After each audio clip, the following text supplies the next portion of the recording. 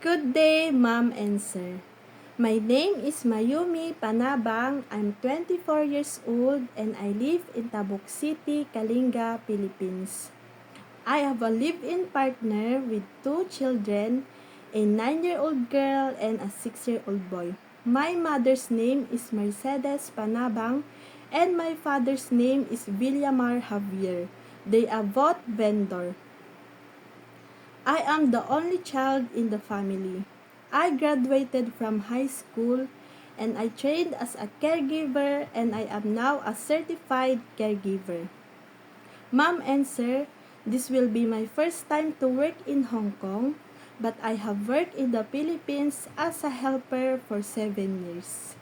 My first employer, I worked 4 years. We are 3 helpers at home, but my main duty is to take care the elderly woman.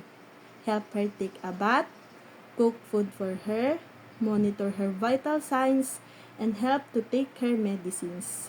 But sometimes, I clean the house, I do ironing, and I cook food for the family, while the other helpers taking care the 1-year-old boy and doing the household chores.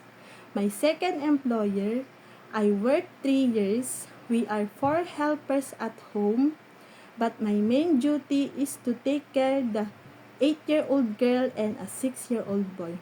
My duties are cook food for them, wash their clothes, taking them to school, and picking them up afterward, while the other helpers doing the household chores.